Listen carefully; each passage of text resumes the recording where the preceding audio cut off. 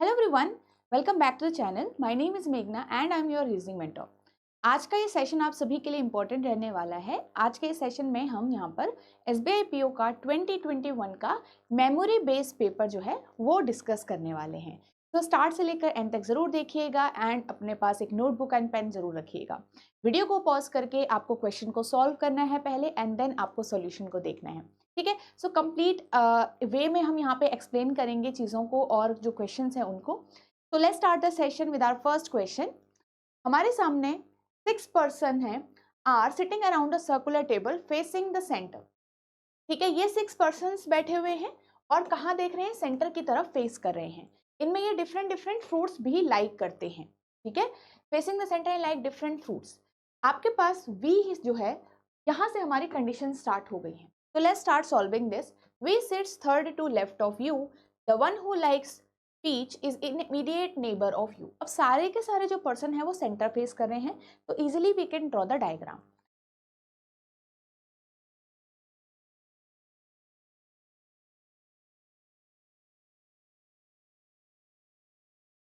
चलो, तो यहाँ पर V sits third to left of U। ठीक है, U अगर यहाँ पे है तो 1 2 3 आपके पास V इधर आ जाएगा।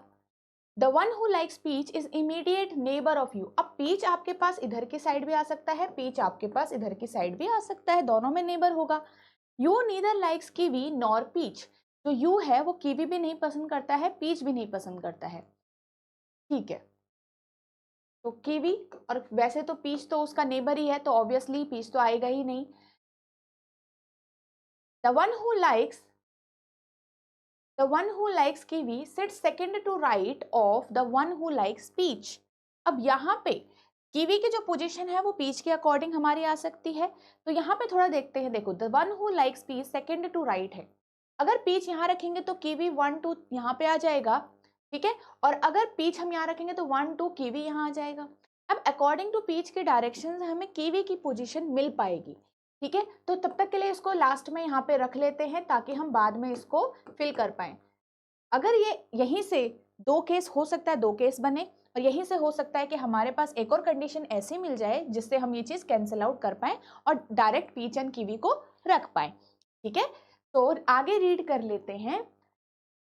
Only one person sits between papaya and V. Papaya और वी के बीच में एक ही पर्सन बैठा हुआ है। अब यहाँ पे वी और पपाया के बीच में आपको पता है एक साइड पपाया इधर भी आ सकता है, एक साइड इधर भी आ सकता है। इट मीन्स कि अब आपको पीच की वजह से केस बना लेना चाहिए जिससे हमारा जो डायग्राम है वो सॉल्व हो जाए जल्दी से जल्दी। ठीक है, तो बना लेते हैं एक और। यू ऑलरेडी यहीं पे था, वी था। ठीक है, अब एक में हम पीच को यहाँ रख लेते हैं। ठीक है, और एक में पीच को हम यहाँ पर रख लेते हैं इस डायरेक्शन में। ओके, तो पीच अगर यहाँ होगा तो कीवी आपके पास यहाँ पर होगा, पीच अगर यहाँ पे होगा तो 1 2 कीवी आपका यहाँ होगा। एंड वी और पपाया के बीच में एक पर्सन बैठा हुआ है, तो वी इधर आएगा, पपाया इधर नहीं आ सकता, पपाया आपको यहाँ रखना पड़ेगा इस वाले केस में। एंड फर्स्ट वाले केस में वी आपके पास पपाया यहाँ नहीं आ सकता, पपाया यहाँ नहीं आ सकता। तो ऑब्वियसली हमारे पास ये जो केस है यहाँ पे पपाया के लिए कोई पोजीशन खाली नहीं है, तो ये केस आपका यहीं पे रॉन्ग हो गया। ठीक है, नेक्स्ट में देखिए।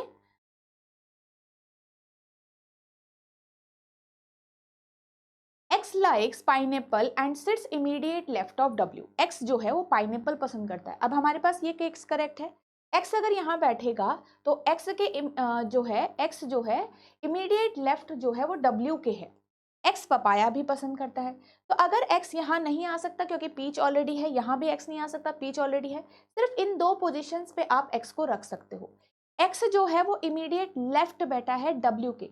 अगर हम यहाँ पे x को रखते हैं तो इमीडिएट लेफ्ट क्या आ रहा है वो w के बिल्कुल आ रहा है। यहाँ पे अगर x आएगा तो w आपका इजीली यहाँ आ सकता है। बट अगर हम x को यहाँ रखें, क्योंकि जो दूसरी पोजीशन खाली है ये वाली, सपोज मैंने x को यहाँ रख दिया, क्या यहाँ पे इमीडिएट लेफ्ट w बन रहा है? नहीं, w यहाँ आना चाहिए था, जबकि नहीं हो सकता क्योंकि v ऑलरेडी वहीं पर है। ठीक है, इमीडिएट लेफ्ट दिखाने के लिए W को यहाँ बिठाना पड़ेगा जो कि इम्पॉसिबल है, इसलिए X को हम यहीं रखेंगे, W को हम यहाँ रखेंगे इस वाले केस के अंदर। तो X क्या पसंद करता है? X पसंद करता है पाइनएप्पल। ठीक है, चलो नेक्स्ट देखो इसमें W sits second to left of peach. W जो है वो सेकंड टू लेफ्ट बैठा है पीच वाले पर्सन के, तो ऑलरेडी आ रहा है, हमने बना लिया है यहाँ पे, ठीक है। Y sits third to right of papaya.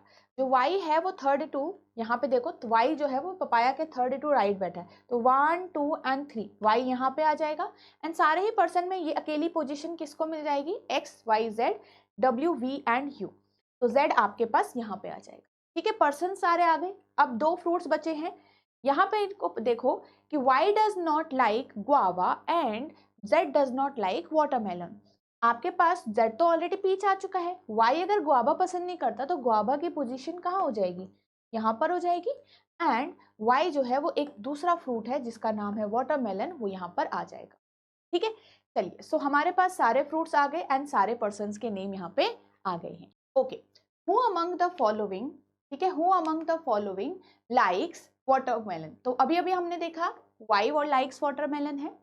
Who sits second to right of the one who likes watermelon? Watermelon के second to right पे कौन बैठा है, second to right 1 and 2 X बैठा है, आंसर विल बी, ठीक है।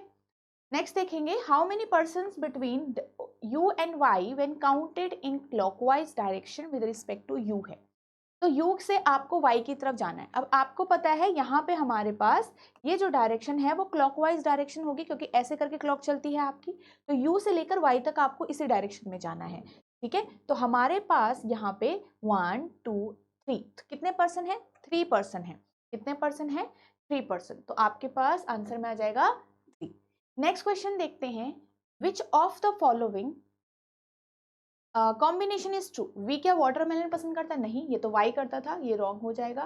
जेड पीच पसंद करता है, ये वाला जो आपका पास कॉम्बिनेशन है वो करेक्ट है, क्योंकि देखिए जेड हमारे पास पीच आ रहा है।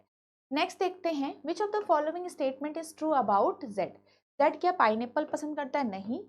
वाई इमीडिएट नेबर है क्या, जेड का देखो वाई जो है वो इमीडिएट नेबर है, ये करेक्ट है। बट यहाँ पे बोथ बी एंड सी वाला भी ऑप्शन है, इसको देख लेते हैं। Z sit second to left of W, क्या ये second to left of W, नहीं, सारे पर्सन इनसाइड देख रहे हैं, तो ये second to right of W है, ये आपका रॉन्ग हो गया। तो हमारे पास आंसर में क्या आएगा, ऑप्शन नंबर बी करेक्ट, ठीक है। चलिए नेक्स्ट क्वेश्चन पे चलते हैं। यहाँ पे से there are 10 persons namely attending the meeting on either 13th or 24th of January, February, March, April and May. तो यहाँ पे हमारे पास ये month plus date based puzzle है, तो हम क्या करेंगे, सबसे पहले मंथ एंड डेट्स को फिक्स कर देंगे। तो 13 40 24 है,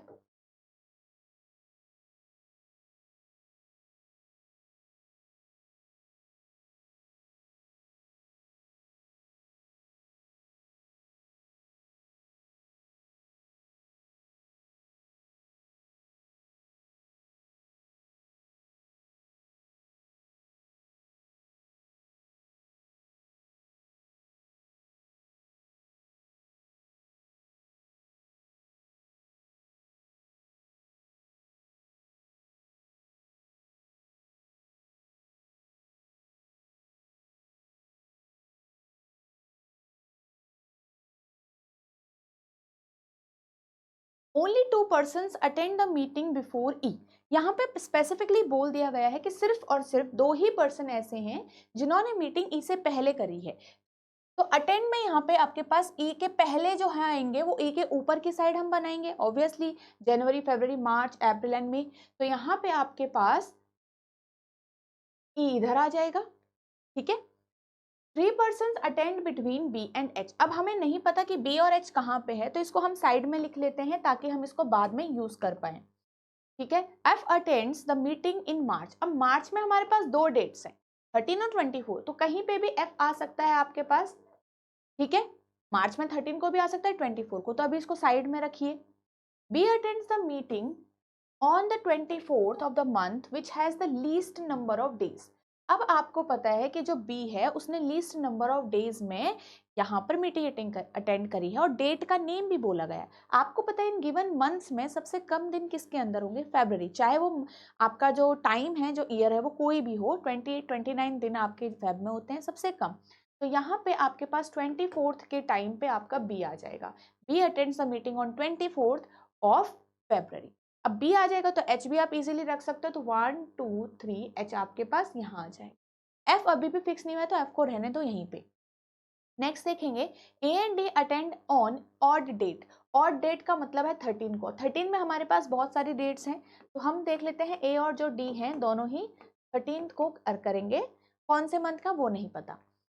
ए attend on month which has 30 days. यहाँ पे ये चीज क्लियर कर दी इन्होंने। 30 डेज का मंथ जो है, एक तो आपका अप्रैल बचा है, ठीक है, और नेक्स्ट 30 डेज का आपके पास कोई नहीं है। अप्रैल ही इसमें 30 डेज का है, मार्च भी 31 होता है, जनवरी 31 होता है, एंड फिर मई भी 31 ही होता है। तो यहाँ पे आपको ये चीज क्लियर हो चुकी है कि डी तो यहीं पे आएगा, ठीक है, डी आ गया। ए यहाँ में आ सकता है, ए यहाँ भी आ सकता है, अभी ए ऊपर भी आ सकता है, कहीं भी आ सकता है, इसको छोड़ेंगे। 2 पर्सन हैं between H and J and D. 2 person attend कर रखे हैं जे और डी के बीच में। देखो ऊपर तो जे नहीं आ सकता क्योंकि बी ऑलरेडी है, तो जे आपके पास यहाँ पर आ जाएगा। नेक्स्ट देखिए कि J attend meeting immediate after I. Immediate after I का मतलब है आपको जो जे है वो बिल्कुल आई के पीछे दिखना चाहिए, बाद दिखना चाहिए। तो आई आपके पास यहाँ आ गया क्योंकि जे ऑलरेडी था। आई के बिल्कुल तुरंत नीचे दिख रहा है, बिल्कुल। 2 persons attend meeting between ji and I. अब आई ऑलरेडी आ चुका है तो आप इजीली जी को भी रख सकते हो, तो जी को आप इजीली यहाँ पे रख सकते हो, तो 1 and 2 जी आपका यहाँ पे आ जाएगा। Got it. तो हमारे पास जी की पोजीशन आ गई, सारे डेटा खत्म हो गए। अब एक लास्ट बचा था एफ का। एफ मार्च में है। अब एफ मार्च में एक ही पोजीशन आपके पास खाली बची है जो यहाँ होगी। यहाँ से सारे पर्सन कंप्लीट हो चुके हैं। ए जो है अभी फिल नहीं हुआ है, ए का 13 था, तो ए में एक ही 13 आपके पास बचा हुआ है, ये वाला, तो आप यहाँ पे फिल कर दो, ठीक है। तो 24 पे अब हमारे पास कौन होगा, यहाँ पे जो अकेला पर्सन बचा हुआ होगा, तो ए बी सी हमारे पास बचा, सी आपका यहाँ, ठीक है। चलिए नेक्स्ट क्वेश्चन की तरफ हम यहाँ से चलते हैं आगे। Who attends the meeting on 24th January. 24th पे कौन है, यहाँ पे सी आएगा आंसर में, answer will be. How many person attend the meeting between B and I. तो बी एंड आई के बीच में देखो, ये रहा बी और ये रहा आई, तो 1 2 3 and 4 आपको ये काउंट करने हैं। बी और आई के बीच में बोला है, ठीक है, तो कितने हैं 1 2 3 and 4, तो कितने हैं आपके पास 4 पर्सन। नेक्स्ट देखिए, who attends the meeting immediate after F. मतलब एफ के तुरंत नीचे आपको कौन दिख रहा है टेबल के अंदर, एफ के तुरंत नीचे आपको जी दिख रहा है, तो आंसर में क्या आ जाएगा, ठीक है। नेक्स्ट क्वेश्चन की तरफ चलते हैं। In which of the month, in which month J attend meeting. J कौन से मंथ में है, देखो जे है मई में है जे, आंसर में आ जाएगा मई। Who attend meeting immediate before C. Immediate before C के आपको टेबल में दिख रहा है ए, तो आंसर में आएगा ए, मतलब ऑप्शन नंबर सी। चलिए नेक्स्ट क्वेश्चन की तरफ हम चलते हैं। चाइनीज कोडिंग डिकोडिंग का क्वेश्चन है, तो आपको इसको पॉज करके एक बार सॉल्व करना है।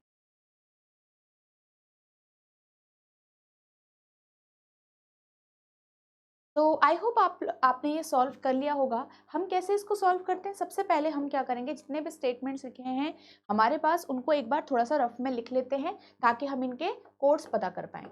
ये हो गया एंट्रेंस फॉर अटेम्प्ट, ठीक है। नेक्स्ट वाला स्टेटमेंट लिखेंगे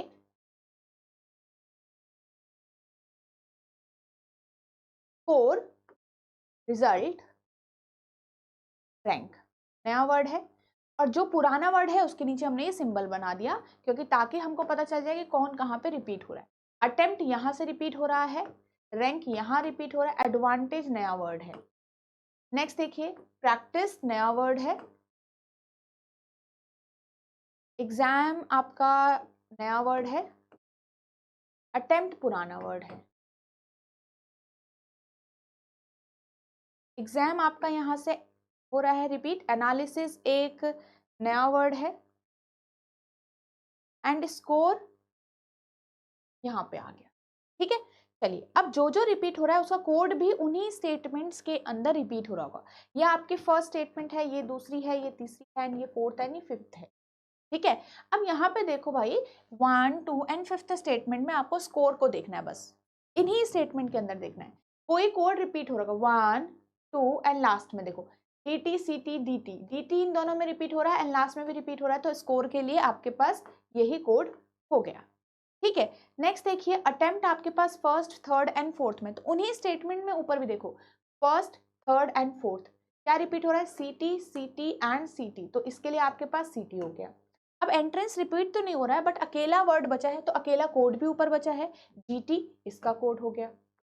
ठीक है, तो इस तरीके से हम इस वाले जो क्वेश्चन होते हैं इनका कोड हम फाइंड आउट कर पाते हैं, जो जहां जहां आपका वर्ड रिपीट हो रखा है उसी स्टेटमेंट के अंदर उनका कोड भी रिपीट हो रखा होगा। ठीक है, तो इस तरीके से rank first and second and third में है, तो सेकंड एंड थर्ड में BJ एंड BJ। अब यहाँ पे आपके पास जो अकेला वर्ड बचा है उसका अकेला कोड भी है RT, तो आपके पास इसके लिए RT हो गया। एडवांटेज अकेला बचा हुआ, अकेला कोड यहाँ पे थर्ड स्टेटमेंट में NT बचा हुआ है। एग्जाम रिपीट हो रहा है फोर्थ एंड फिफ्थ में, तो HT आपका एग्जाम के लिए रिपीट हो रहा है। अब अकेला वर्ड यहाँ पे प्रैक्टिस बचा तो BT आपका प्रैक्टिस के लिए हो गया। एनालिसिस यहाँ पे अकेला बचा है तो एनालिसिस के लिए ST हो गया। तो सबके कोड हमने फाइंड आउट कर लिए, सारे कोड यहाँ पे सिलेक्ट हो चुके हैं। ठीक है, सो अब हम यहाँ से क्वेश्चंस की तरफ चलते हैं। Which among the following is the code for exam? देखो एग्जाम का कोड अभी हमने यहाँ से देखा HT। HT, what will be the code for attempt analysis in the given code language? क्या कोड होगा अटेम्प्ट एंड एनालिसिस का? देखो अटेम्प्ट का एनालिसिस का ST है, अटेम्प्ट का CT, तो CT ST आपके पास होना चाहिए। CT ST कोड के अंदर CT ST ये हो रहा है, तो ये आपके पास आंसर आ जाएगा। The code BJ stands for which of the following? तो देखो यहाँ पे BJ किसके लिए अटेम्प्ट हो रहा है? रैंक के लिए, तो रैंक के लिए आ जाएगा आपके पास आंसर। नेक्स्ट क्वेश्चन देखते हैं, which of the following words are coded this in the given code language? तो CT RT NT, तो आप सिंपल से यहाँ से फाइंड आउट कर सकते हो। CT का कोड क्या है हमारे पास? CT RT, CT अटेम्प्ट और NT, NT N मतलब एडवांटेज, तो हमारे पास है अटेम्प्ट, रिजल्ट एंड एडवांटेज। तो क्या क्या आना चाहिए? Attempt, result and analysis. देखो attempt, result, advantage, I think यही वाला था। CT हमारे पास CT का कोड था अटेम्प्ट, ठीक है, एंड RT का NT का कोड था हमारे पास एडवांटेज, RT का कोड था हमारे पास रिजल्ट। देख लो एक बार, RT का हमारे पास रिजल्ट था। ठीक है, सो हमारे पास अटेम्प्ट, रिजल्ट एंड एडवांटेज होने चाहिए मतलब ऑप्शन के अंदर, तो सिर्फ यही ऑप्शन है जहां पे हमारे पास ये गिवन हो रखा है। ठीक है, तो B ऑप्शन आपका करेक्ट आंसर आएगा। नेक्स्ट देखो, what will be the code for analysis according to given code language? Analysis का देख लो यहाँ पे से ST, क्या आएगा आंसर में? ST। चलिए नेक्स्ट क्वेश्चन की तरफ यहाँ से आगे चलते हैं। आपके सामने एक यहाँ पे सीटिंग अरेंजमेंट है, इसको ट्राई करिए सॉल्व करना। तो आई होप आपने ये सॉल्व किया होगा वीडियो को पॉज करके। 8 पर्सन्स है हमारे पास, are sitting in a row, all of them are facing north, each of them has a different profession. यहाँ पे वो सारे के सारे नॉर्थ फेस कर रहे हैं, 8 पर्सन्स बैठे हुए हैं और यहाँ पे उनके डिफरेंट डिफरेंट प्रोफेशंस भी हैं। ठीक है, तो आपके पास क्या लिखा हुआ है यहाँ पे? डॉक्टर, CA, टीचर, ये सारे प्रोफेशंस हैं। यहाँ से अब हमारी अरेंजमेंट स्टार्ट हो रही है, कंडीशन स्टार्ट हो रही हैं। ठीक है, स्टार्ट कर लेते हैं इसको सॉल्व करना। अभी अरेंजमेंट मतलब बनाना स्टार्ट नहीं करना है, आपको पहले रीड करना है और उसके हिसाब से फ्रेम बनाना है। सारे पर्सन नॉर्थ है, एक बार देख लेते हैं। Sitting in a row, all of them facing north, yes. C and B are sitting at extreme end of the row. अब C and B जो दोनों ही हैं एक्सट्रीम एंड पोजीशन पे हैं। अब लेफ्ट में कौन बैठा है, राइट में कौन बैठा है, हमें वो नहीं पता, बस ये पता है कि दोनों एंड पोजीशन पे हैं। 3 persons sit between C and the one who is the doctor, 2 persons between engineer and the doctor। तो ऐसा करते हैं, C से शुरू कर लेते हैं। अब आपके पास दो चीजें हैं, या तो C को लेफ्ट पे बनाओ या तो राइट बनाओ। दोनों को हम बनाना स्टार्ट कर लेते हैं, एक बार राइट पे एक बार लेफ्ट पे, दो केस कर लेते हैं। ठीक है, तो एक बार C को यहाँ पे रख लो आप, बाकी फिर इधर आ जाएंगे।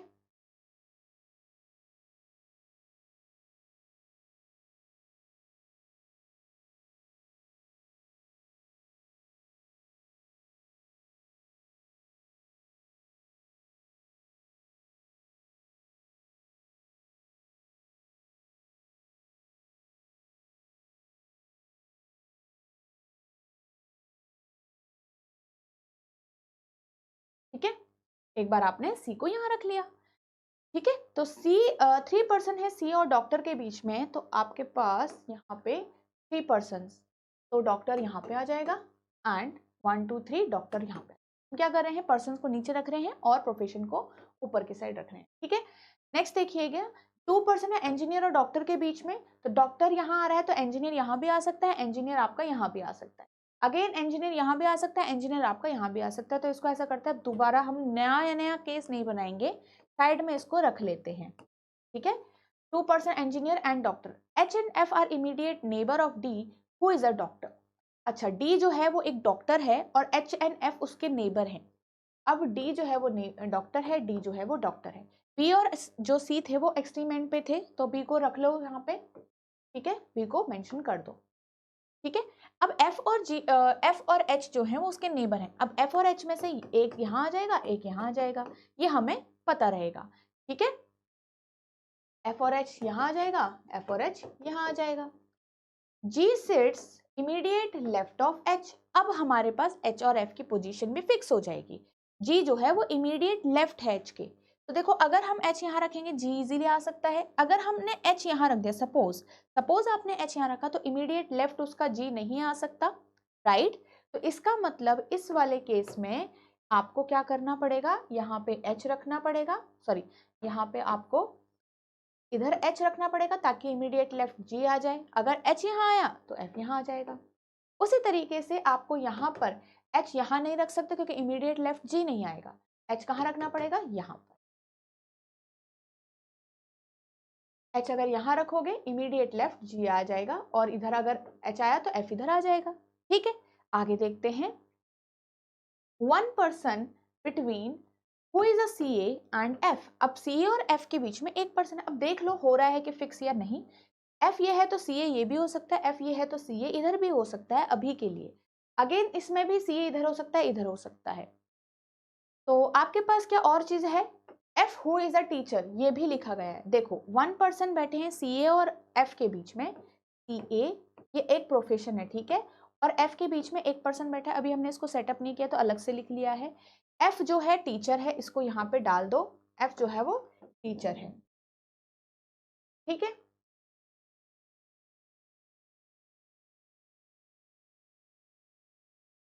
A is not an actor, A जो है वो एक्टर नहीं है। अब यहाँ पे A को अभी हम दो पोजीशन बची हुई हैं तो कहीं पे भी रख सकते हैं। A sits immediate left of B, तो A जो है वो इमीडिएट लेफ्ट ऑफ B बैठा हुआ है। अब यहाँ पे ये चीज क्लियर हो चुकी है, B के इमीडिएट लेफ्ट A यहीं आ सकता है।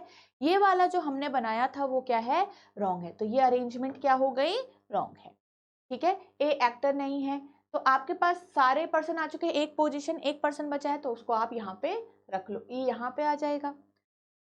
A sits immediate left of B who is an engineer।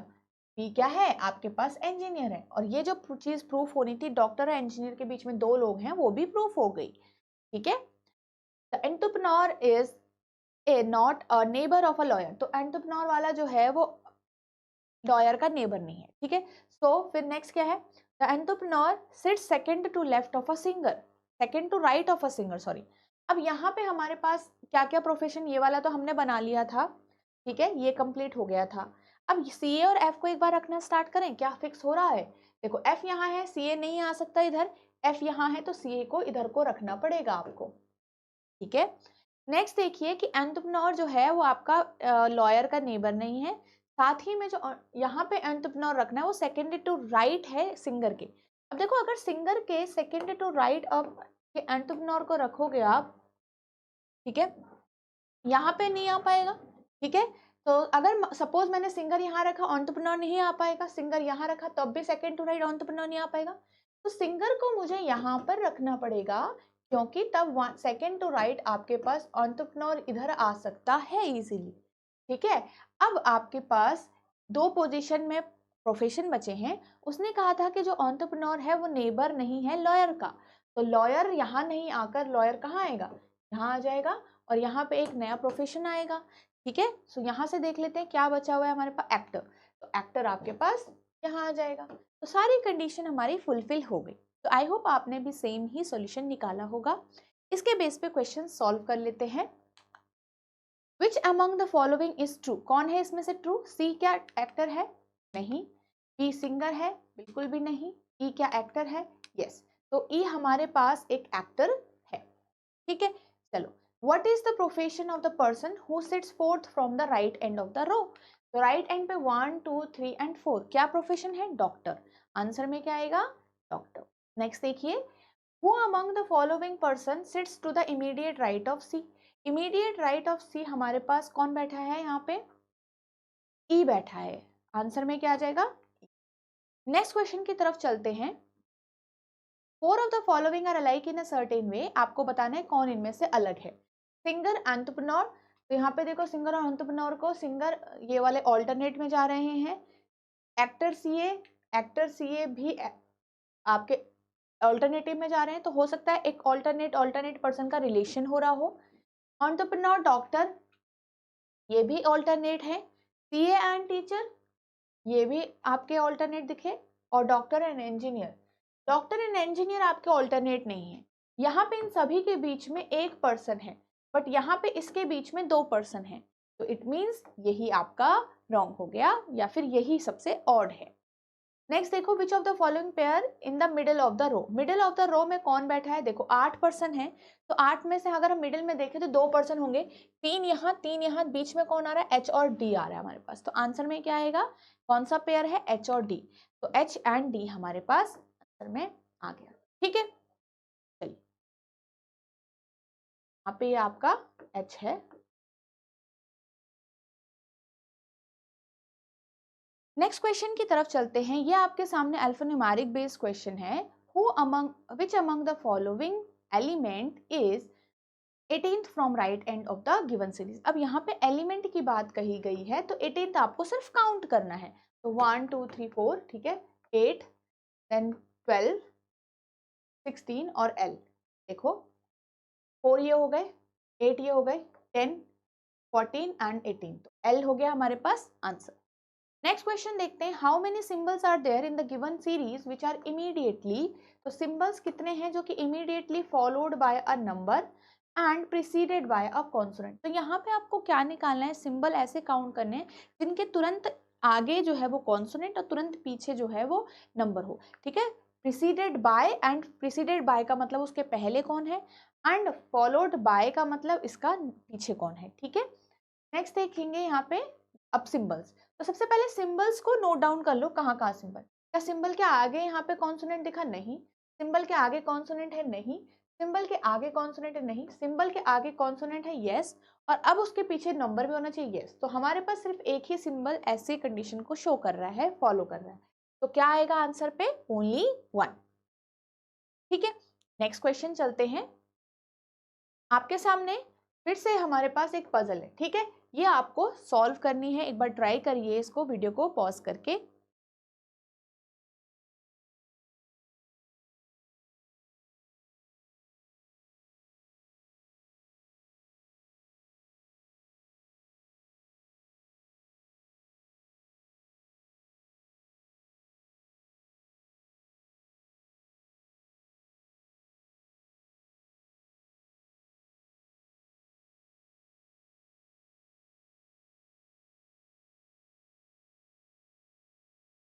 तो आई होप आप सभी ने इसको सॉल्व जरूर किया होगा। आगे चलते हैं। यहाँ पे से हम 6 पर्सन है हमारे पास। ठीक है, 6 पर्सन है, ABCDE and F live in a 3 story building. अब आपके पास इस 3 स्टोरी बिल्डिंग में क्या है? फ्लैट्स भी गिवन हो रखे हैं। तो floor plus flat based puzzle है आपका। तो पहला फ्लोर जो है वो सबसे नीचे वो 1 है, फिर उसको 2 लिखा गया है, फिर इसको 3 लिखा गया है। ठीक है, each of the floor has 2 flats in it as flat 1 and flat 2। ठीक है, मतलब हर एक फ्लोर पे 1 फ्लैट एंड 2 फ्लैट है। 1 जो फ्लैट है वो इमीडिएट एबव है फ्लैट 1 ऑफ फ्लोर 1। अच्छा ठीक है, यहाँ पे ये बोला गया है जो आपके पास फ्लोर 2 का जो फ्लैट होगा, ठीक है, 1 वाला, वो तुरंत किसके ऊपर है? जो 1 वाले फ्लोर के फ्लैट 1 है उसी के ऊपर। ऐसा ही कुछ लिखा हुआ है। ठीक है, यहाँ से नेक्स्ट लिखा गया है कि in the same way flat 2। यहाँ से पूरी आपकी इंफॉर्मेशन ही गिवन हो रखी है। ठीक है, यहाँ तक फ्लैट 1 जो है वो वेस्ट है फ्लैट 2 के, मतलब पहले इस साइड को आपका फ्लैट 1 है, फिर इस साइड को आपका फ्लैट 2 है। सिंपल यही कहा गया है कि बिल्डिंग में आपके पास 3 फ्लोर हैं, उसमें 2 फ्लैट हैं, हर एक फ्लोर पे 2-2 फ्लैट हो गए हैं। फ्लैट 1 जो है वो वेस्ट की साइड है, फ्लैट 2 के। सिंपल आपको इतना समझ है। ग्राउंड फ्लोर को 1 नाम देना है, सेकंड को 2, एंड देन थर्ड वाले को आपको 3 नाम देना है। ठीक है। अब यहाँ से हम क्वेश्चन को आपके यहाँ पे से एक और चीज लिखी गई है कि each of them likes different fruit, ये डिफरेंट फ्रूट भी लाइक करते हैं। अब यहाँ से आपकी कंडीशन स्टार्ट हो रही है, तो इसको सॉल्व करते हैं। पहले फ्रेम बना लेते हैं 3, 2, 1। आपको पता है हमारे पास 3 ही फ्लोर हैं।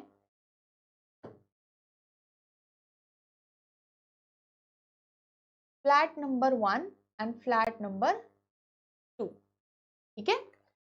1 floor gap between C and the one who like grapes in the same flat number। Same flat number मतलब ये दोनों ही जो है वो सेम फ्लैट टाइप पे रहते हैं, सेम टाइप ऑफ फ्लैट पे रहते हैं, ठीक है। अब C को नहीं पता हमारे पास कि C ऊपर रहता है या C नीचे रहता है, तो देखो C ऊपर की साइड भी आ सकता है, C नीचे की साइड भी आ सकता है। 1 फ्लोर का गैप होने का मतलब अगर C यहाँ आ जाएगा तो ग्रेप्स यहाँ आ जाएगा, C यहाँ आ जाएगा तो ग्रेप्स यहाँ आ जाएगा, और C अगर यहाँ आ जाएगा तो ग्रेप्स यहाँ आ जाएगा, राइट। अब आगे देखिए, इसको थोड़ा याद रखना, बाद में थोड़ा एक लाइन और पढ़ते हैं, उसके बाद इसको फिक्स करते हैं। A lives on an even number floor। अब आपको पता है इवन नंबर फ्लोर का मतलब एक ही फ्लोर इवन है जो कि सेकंड फ्लोर है। अब A जो है वो फ्लैट नंबर 1 में भी रह सकता है और 2 में भी रह सकता है, ठीक है। तो A यहाँ पे आएगा। In the north west of C. अब इस नॉर्थ वेस्ट का मीनिंग आपको पता है क्या है? इस नॉर्थ वेस्ट का मीनिंग है कि सी के नॉर्थ वेस्ट में आपको ए को रखना है। कुछ इस तरीके से सी और ए की अरेंजमेंट दिखनी चाहिए। इट मीन्स कि सी के ऊपर भी कोई पर्सन बैठे हुए हैं, नॉर्थ ईस्ट नॉर्थ वेस्ट तभी है वो, ठीक है। तो इट मीन्स सी हमारा सबसे पहले फ्लोर पे नहीं आ सकता। साथ में ये भी फिक्स हो गया कि आपके पास जो सी है वो 1 वाले फ्लैट में नहीं आ सकता, क्योंकि अगर सी यहाँ आ जाएगा तो नॉर्थ वेस्ट कहाँ से बनेगा। तो इट मीन्स बहुत सारी चीजें क्लियर हो चुकी हैं, क्योंकि हमें सी के नॉर्थ वेस्ट में ए चाहिए है, इसलिए सी आपके पास यहाँ आएगा। उसके नॉर्थ वेस्ट में सेकंड फ्लोर पे ए यहाँ आ जाएगा। सी अगर यहाँ है तो सेम फ्लैट नंबर पे बोला है उन्होंने, ग्रेप्स आ जाएगा एक फ्लोर के गैप में, तो ग्रेप्स आपके पास यहाँ आ जाएगा, ठीक है, ग्रेप्स वाला person.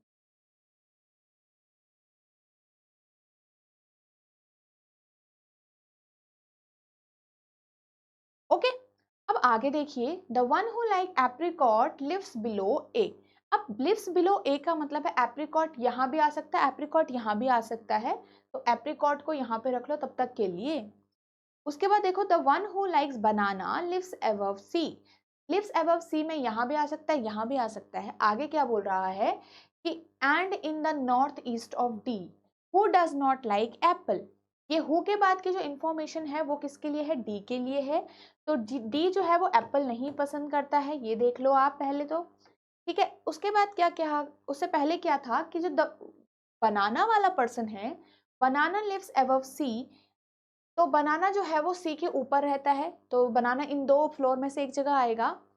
And also in the north east of D, south east of D. South east का मतलब क्या होगा? डी की तरफ से अगर हम देखें तो वो साउथ ईस्ट की तरफ दिखना चाहिए, तो बनाना वाला जो पर्सन है वो कुछ इस तरीके से दिखना चाहिए। अभी अभी हमने सी की वजह से ये डिस्कस किया कि जो बनाना है वो या तो इस फ्लोर पे आएगा या तो इस फ्लोर पे आएगा, राइट। तो आपके पास एक और चीज हो गई कि बनाना के ऊपर भी कोई पर्सन है, तभी तो साउथ ईस्ट बनेगा डी का। इट मीन्स बनाना आपका फर्स्ट फ्लोर पे आ ही नहीं सकता। और साउथ ईस्ट अगर आप इसको बोल रहे हो तो obviously it has to be on the second flat, ठीक है, तभी वो साउथ ईस्ट बनेगा, ठीक है। तो आपके पास बनाना सेकेंड फ्लोर था, इसकी वजह से साउथ में, तो बनाना यहाँ पे सेकेंड फ्लैट पे भी आ गया, ठीक है। अब अगर बनाना आ चुका है तो डी की पोजीशन भी पता चल गई है, जो कि ये है। ओके, आगे चलते हैं। F likes apricot. एफ जो है वो एप्रिकॉट पसंद करता है। अगर एफ पसंद करता है तो एप्रिकॉट इसके पास नहीं जा सकता, क्योंकि एप्रिकॉट फर्स्ट फ्लोर पे आना था। एफ जो है यहाँ आ जाएगा, एप्रिकॉट को यहीं पे आ सकता है फिर, क्योंकि सी ऑलरेडी यहाँ पे है, ठीक है, और एप्रिकॉट इन दोनों में से एक जगह आना था। अगर एफ लाइक करेगा एप्रिकॉट को तो उसके लिए पोजीशन खाली चाहिए हमें। यहाँ पे नेक्स्ट में चलते हैं कि जो डी एंड ए है नॉट लाइक ऑरेंज। जो डी और ए हैं दोनों ही ऑरेंज पसंद नहीं करते हैं, तो ऑरेंज यहाँ नहीं आएगा, और आपके पास यहाँ पे भी ऑरेंज नहीं आएगा, तो डी आपका ऑरेंज भी पसंद नहीं करता है और ए भी आपका ऑरेंज नहीं पसंद करता है। ए लिव्स बिलो बी, बी के बिलो रहता है। अब बी अभी कहाँ आएगा हमारे पास, देखो ये 2 पोजीशन खाली है, सिर्फ पर्सन्स के हिसाब से हमारे पास 4 पर्सन फिल हो चुके हैं, 2 पोजीशन बची थी, तो यहीं पे हम बी और ई को रख सकते हैं। अगर ई बिलो है बी के तो बी इधर आ जाएगा, ई यहाँ पे आ जाएगा, सारे पर्सन फिक्स हो चुके हैं। One of the person like coconut, इनमें से एक को कोकोनट पसंद है, ठीक है। अब हम यहाँ से आगे चीजें को कवर करते हैं, तो कोकोनट हो गया, ऑरेंज हो गया और एप्पल हो गया, ये हमें फिल करना है। अब देखिए डी जो है वो दोनों ही फ्रूट्स नहीं खाता है, तो डी को जो तीसरा फ्रूट है कोकोनट वो आएगा, ओके। एंड अब सी ए अगर ऑरेंज नहीं खाता है तो फिर ए क्या खाएगा, एप्पल, और जो लास्ट में बचा है सी को ऑरेंज वाला फ्रूट मिल जाएगा, क्योंकि ऑरेंज सी के लिए मना नहीं था, दोनों के लिए मना है तो सी के लिए सही होगा, तो इट मीन्स ये हमारा फाइनल सॉल्यूशन है। अब यहां से हम क्वेश्चंस की तरफ चलते हैं। Who among the following likes orange, कौन लाइक करता है, सी अभी अभी हमने निकाला, आंसर में क्या आ जाएगा, सी। Which of the following statement is true, A lives below F, नहीं, रॉन्ग है। डी क्या ग्रेप्स लाइक करता है, बिल्कुल भी नहीं। E lives on an even numbered floor, क्या E even पे है, बिल्कुल even पे है, ये आपका करेक्ट आ रहा है, ठीक है।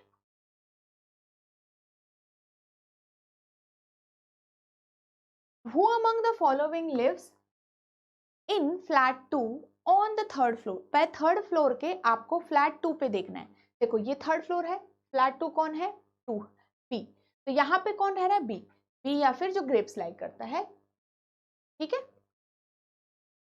नेक्स्ट देखेंगे इसमें, Who among the following lives in the northeast of the one who likes apricot, apricot के नॉर्थ ईस्ट का मतलब क्या हो गया, apricot अगर यहाँ है तो इसके नॉर्थ ईस्ट, अब देखो नॉर्थ ईस्ट का मतलब होता है कि जो पर्सन है वो यहाँ पे भी बैठा रह सकता है, यहाँ पे भी बैठा, नॉर्थ ईस्ट दोनों है, तो हमारे पास नॉर्थ ईस्ट ऑफ एप्रिकॉट में बी और ई दोनों आएंगे, ठीक है, तो बी और ई, तो both C and D will be my, ठीक है। नेक्स्ट देखो, Who among the following, यहाँ पे both C and D options की बात कर रहे हैं, ये भी करेक्ट है, ये भी करेक्ट।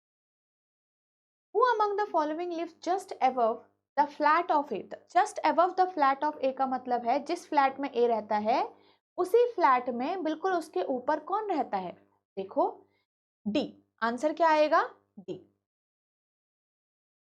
ठीक है। चलिए नेक्स्ट क्वेश्चन देखते हैं, आपके सामने मिसलेनियस का क्वेश्चन है, इसको सॉल्व करिए एक बार खुद से।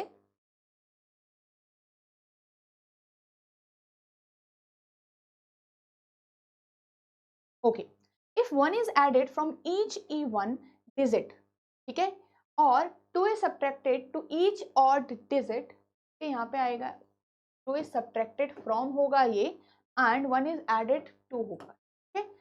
1 is added to each even number, मतलब मुझे हर एक इवन पे ऐड करना है 1, तो आपके पास ये नंबर लिख लेते हैं एक बार ढंग से,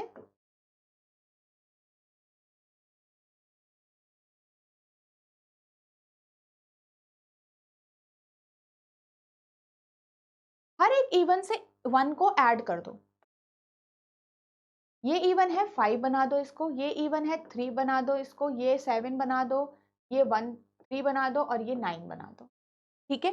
नेक्स्ट देखिए, और हर एक ऑड में से 2 को सब्ट्रैक्ट कर दो, ठीक है, तो ऑड में से 2 को सब्ट्रैक्ट करोगे 3 हो जाएगा, ये 7 हो जाएगा, यहाँ भी 3 हो जाएगा, ये 2 हो, ये 1 हो जाएगा आपका, ठीक है, 1 हो जाएगा, 9 में से 2 7 हो जाएगा, 3 हो जाएगा, ये आपका नया नंबर बन गया। करना क्या है कि then how many digits will appear more than twice in the new number thus form, ये आपका न्यू नंबर है, मोर देन ट्वाइस का मतलब है 2 से ज्यादा बार आपका एक नंबर क्या आ रहा है, कितने नंबर ऐसे हैं, हाउ मेनी डिजिट्स बोला है ना, तो कितनी डिजिट्स ऐसी हैं जो 2 से ज्यादा बार आपकी रिपीट हो रही है, ठीक है। तो देखो आपके पास यहाँ पे 3 है, 3 है, 3 है, 2 से ज्यादा बार है, काफी बार है, ठीक है, एक तो ये हो गया।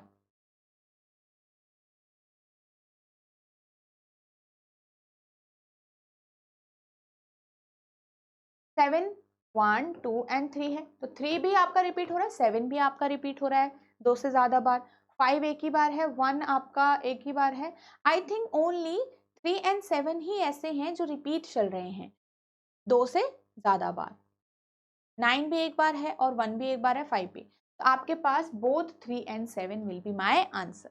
ठीक है, चलिए। देयर आर 6 फैमिली मेंबर्स, ठीक है, यहाँ पे 6 फैमिली मेंबर हैं and all of them are of different age, हर किसी की डिफरेंट डिफरेंट एज है, तो कंपैरिजन हो रहा है। As younger than only 1 person.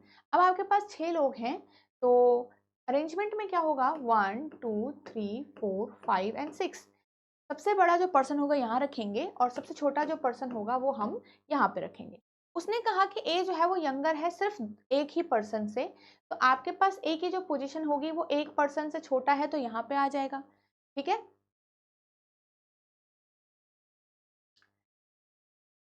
E is older than B and D, मतलब ए जो है वो दोनों से बड़ा है। अब बी और डी के बीच में तो नहीं पता कौन यंगर है कौन ओल्डर है, but A is older than B and D but not as old as A, इसका मतलब वो ए से छोटा है। ठीक है, नेक्स्ट देखिए, D is older then only 1 person, D जो है वो सिर्फ और सिर्फ एक ही पर्सन से ओल्डर है, तो D आपके पास यहाँ पे आ गया। ठीक है, F is the youngest in the family, F is the youngest का मतलब है F आपके पास यहाँ आ जाएगा, यंगेस्ट मेंबर। अब आपके पास E B को हमने रखना है। अब D के नीचे सिर्फ एक ही मेंबर यंगर था, वो भी F था, तो हमारे पास B जो है वो ऑब्वियसली D के पहले ही आएगा, मतलब D से ओल्डर ही होगा।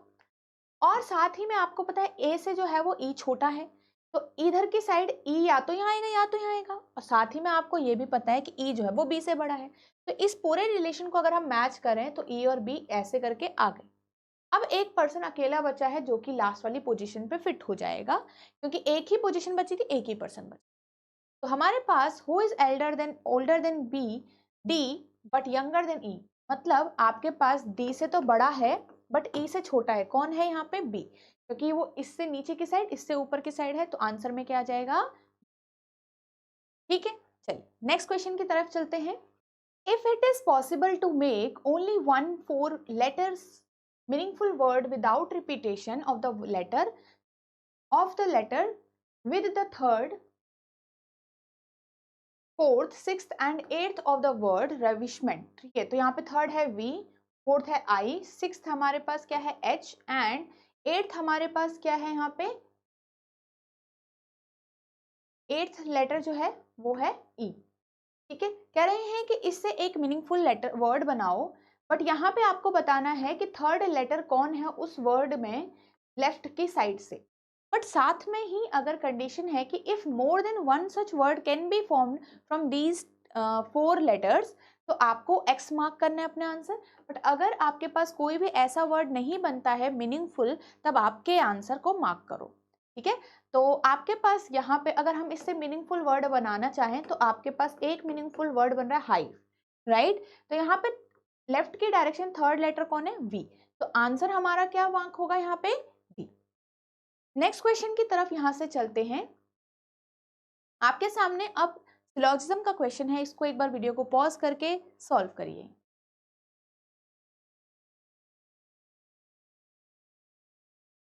चलिए, तो इसका डायग्राम हम बना लेते हैं। सम टर्टल आर क्यूट, कुछ टर्टल क्यूट हैं।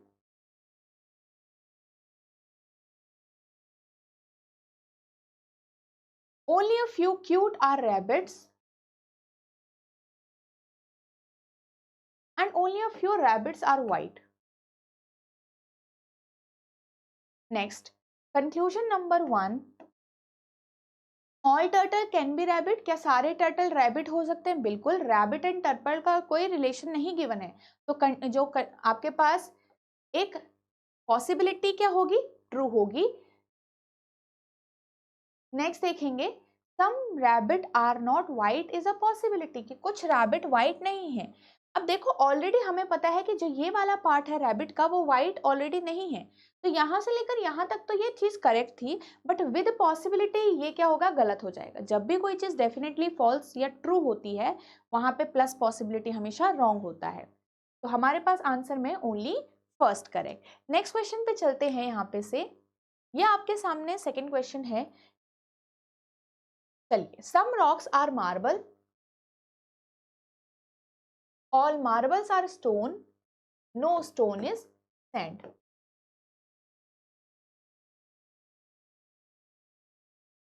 सम रॉक्स आर नॉट सेंड, कुछ रॉक सेंड नहीं है। देखो कुछ रॉक सेंड नहीं है, आपको पता है पूरा का पूरा जो स्टोन है वो सेंड नहीं है, तो जितना भी पार्ट हमारा स्टोन के अंदर होगा वो सारा ही नो का रिलेशन दिखाएगा।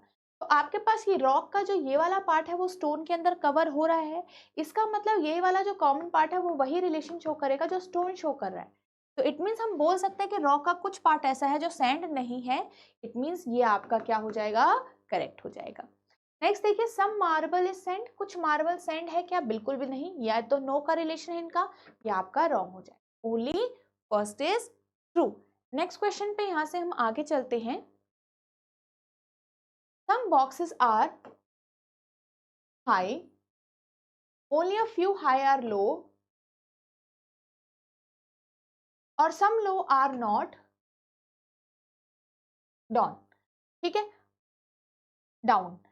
अब यहाँ पे हमारे पास फर्स्ट कंक्लूजन है some low being high is a possibility. देखो आपके पास ये रहा लो और ये रहा हाई, ठीक है, अब ऑलरेडी इन दोनों के बीच में हमारे पास सम का रिलेशन है, तो जब कोई रिलेशन ऑलरेडी एग्जिस्ट कर रहा है तो उसमें पॉसिबिलिटी ऐड होके वो चीज क्या हो जाएगी, गलत हो जाएगी, ठीक है।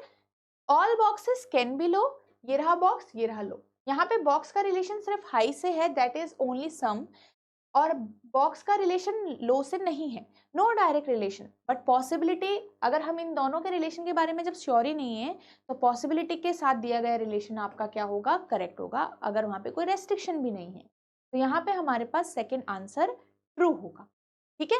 नेक्स्ट आगे चलते हैं। ओके सो ये आपके सामने एक ट्रायंगुलर बेस सिटिंग अरेंजमेंट है, इसको वीडियो को पॉज करिए और एक बार इसको सॉल्व करने की कोशिश करिए।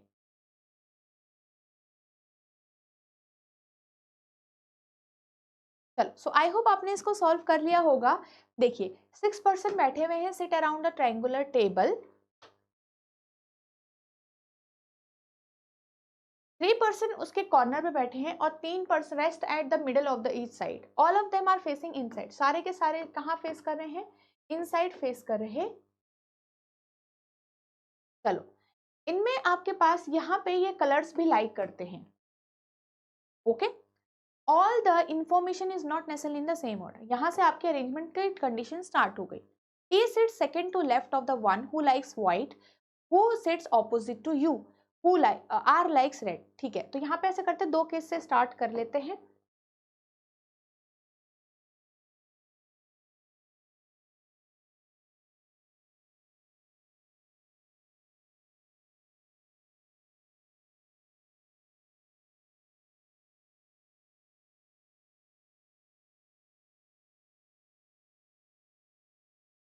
चलो तो T sit second to left of the one who likes white, तो व्हाइट के सेकेंड टू लेफ्ट आपका टी बैठा है जो कि ऑपोजिट टू यू है। देखो इसका ऑपोजिट ये होगा, इस वाले पार्ट का ऑपोजिट ये होगा, इस वाले पार्ट का ऑपोजिट ये होगा, तो व्हाइट को अगर मैं रखूं तो एक बार कॉर्नर पे रख लेते हैं, ठीक है, और एक बार व्हाइट को हम मिडिल पे रख लेते हैं यहाँ पे, तो व्हाइट के सेकेंड टू लेफ्ट 1 और 2 आपको यहाँ पे टी मिल जाएगा, एंड व्हाइट के सेकेंड टू लेफ्ट टी आपको यहाँ मिल जाएगा। Who sits opposite to you, यहाँ पे जो व्हाइट वाला पर्सन है वो यू के ऑपोजिट है, यू के ऑपोजिट, ठीक है। नेक्स्ट देखो, आर लाइक्स रेड, अभी आर रखा नहीं है तो इसको बाद में हम रख लेंगे। R is not an immediate neighbour of T and the one who likes white, मतलब आर जो है वो मतलब किसका नेबर नहीं है, टी का नहीं है, साथ में व्हाइट का भी नेबर नहीं है। अब हम आर को रख सकते हैं, देखो आर को आर पसंद करता है रेड, वो टी का नेबर नहीं है, व्हाइट का नेबर नहीं है, देखो तो यहाँ पे आर नहीं आ सकता इन दो पोजिशन में, आर यहाँ भी नहीं आ सकता था, आर सिर्फ एक ही पोजिशन पे आ सकता है, फिर ये वाला आर क्या पसंद करता है, रेड। सिमिलरली यहाँ पे आर नहीं आ सकता, आर यहाँ नहीं आ सकता, आर के लिए यही पोजीशन खाली है, तो आर रेड आपका यहाँ, ठीक है। चलिए Q sits second to left of P, who sits at one of the corner of the table. P corner पे बैठता है तो एक कॉर्नर हमारे पास P के लिए ये वाला बचा हुआ है, सिर्फ P कॉर्नर ये पे बैठता है तो एक कॉर्नर ये है, एक कॉर्नर ये है, एक मतलब एक दो कॉर्नर यहाँ पे बचे हुए हैं। इस वाले में देखिए कि जो आपके पास Q है second to left of P है, तो 1 और 2 क्या Q आ सकता है, नहीं। अब देखो यहाँ पे आर आ चुका है, यहाँ पे टी आ चुका है, तो पी सिर्फ यहीं आ सकता था, सेकेंड टू लेफ्ट तो क्यू आ ही नहीं रहा है, तो ये केस तो गलत हो जाएगा यहीं पे। यहाँ पे देखो अगर मैंने पी को यहाँ रखा तो सेकेंड टू लेफ्ट क्यू आ सकता है, बिल्कुल आ सकता है। अब इसको एक बार हटा के यहाँ से चेक करो, अगर आपने पी यहाँ रख दिया तो क्या सेकेंड टू लेफ्ट क्यू आ सकता है यहाँ पे? नहीं, क्योंकि ऑलरेडी यू बैठा हुआ है। ठीक है, तो यहाँ पे सेकेंड वाले केस में हमारे पास पी यहाँ रखेंगे, सेकेंड टू लेफ्ट आपके पास क्यू यहाँ आ गया, ऊपर वाला केस क्या हो गया है? रॉन्ग हो गया।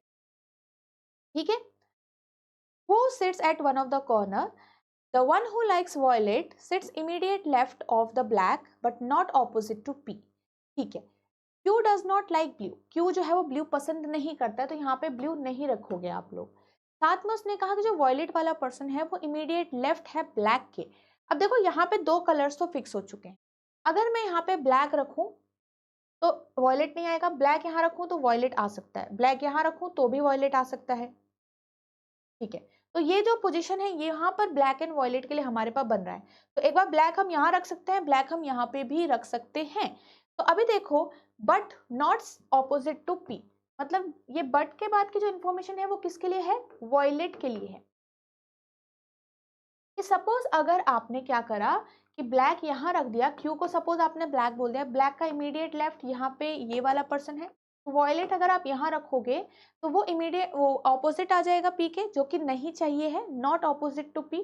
तो इसका मतलब ब्लैक यहाँ नहीं आए, यहाँ पर क्या ब्लैक कहाँ रखना पड़ेगा आपको? ब्लैक यहाँ रखना पड़ेगा, ताकि वॉयलेट कलर आपका यहाँ आ जाए और वो पी के नेबर ऑपोजिट भी नहीं आए। ठीक है, चलिए Q does not like blue, ये हमारा हो चुका है ऑलरेडी।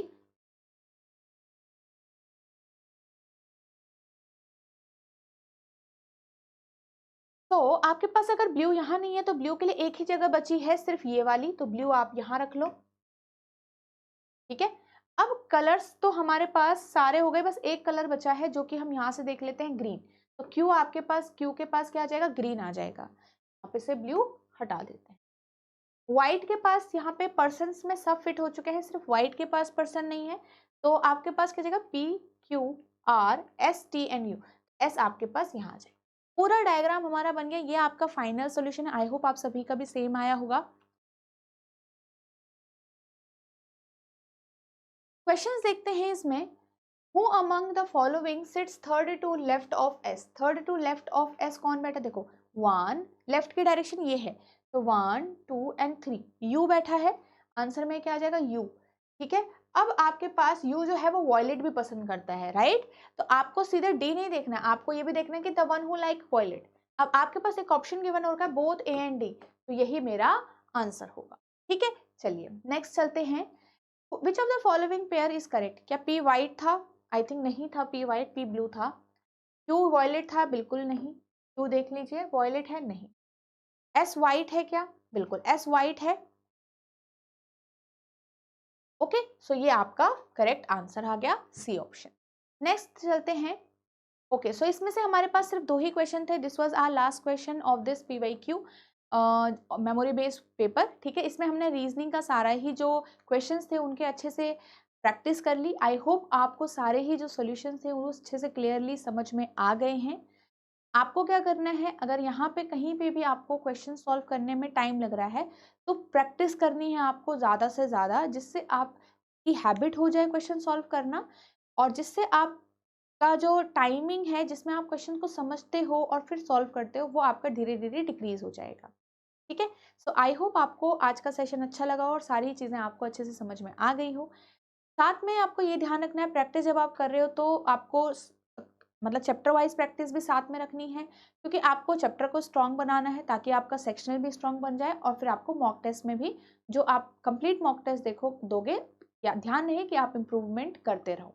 ठीक है, तो आपके सामने ये सारे यहाँ पे कोर्सेज हैं, जिसमें SBI PO एंड क्लर्क का ये वाली टेस्ट सीरीज है, जिसमें आपका 15,000 प्लस क्वेश्चंस इन्वॉल्व किए गए हैं। ठीक है, तो जो भी आप में से स्टूडेंट हैं दोनों एग्जाम को टारगेट कर रहे हैं, उन सभी के लिए ये वाला जो टेस्ट सीरीज होगा वो अच्छा होगा, तो आप इसको कंसिडर कर सकते हैं, इंपॉर्टेंट होगा आप सभी के लिए। इसमें आपको चैप्टर वाइज टेस्ट मिल जाएगा, करंट अफेयर MCQs भी हैं इसके अंदर, सेक्शनल वाइज टेस्ट भी हैं आपके इसके अंदर, एंड फुल लेंथ टेस्ट भी आपके इसके अंदर हैं।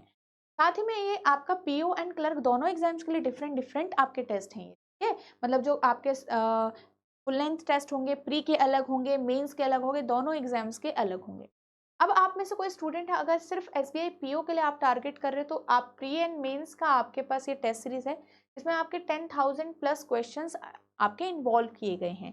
ठीक है, इसमें भी आपके चैप्टर वाइज टेस्ट हैं, सेक्शनल टेस्ट है, करंट अफेयर एमसीक्यूज हैं, और आपके पास फुल लेंथ टेस्ट आपके इसके अंदर भी अवेलेबल है। ठीक है, अब आप में से कुछ ऐसे स्टूडेंट हैं जिनको लगता है कि मेंटोरशिप उनको ज़्यादा इंपॉर्टेंट है, या साथ के साथ उनको ये देखना है कि कम से कम टाइम में वो चीज़ें ज़्यादा से ज़्यादा कवर कर लें, सीख लें, तो उन सभी के लिए क्रैश कोर्स इंपॉर्टेंट रहेगा। आप इसको ज्वाइन कर सकते हो, इसमें इनरोल कर सकते हो। अब ये एसबीआई पीओ के लिए आपका ये क्रैश कोर्स है, लाइव क्लासेस आपकी स्टार्ट हो रही है इसमें। ठीक है, तो आपको यहाँ पे चैप्टर वाइज टेस्ट है, इसमें भी आपके सेक्शनल टेस्ट हैं, सॉल्व प्रीवियस ईयर जो पेपर्स हैं आपके वो आपके हैं इसमें, और फुल लेंथ टेस्ट भी आपके इसमें अवेलेबल हैं। ठीक है, सो ये आपका लाइव क्रैश कोर्स है एसबीआई पीओ के लिए। इन सभी कोर्सेज का आपका डिस्क्रिप्शन में लिंक मिल जाएगा, और साथ ही में आप अगर हमारी वेबसाइट को देखेंगे तो उसमें भी आपके पास ये कोर्सेज अवेलेबल हैं। ठीक है, सो आई होप ये सारी चीज़ें आपको अच्छे से समझ में आ गई हैं, और all the best for your exam. आपको अच्छे से प्रैक्टिस करना है, वर्क हार्ड करते रहिए, एंड अपने वीकनेसेस पे काम करते रहिए, ताकि जो आपका फाइनल लिस्ट है उसमें आपका सिलेक्शन और आपका नेम आ जाए। ठीक है, तो thank you so much everyone, have a nice day.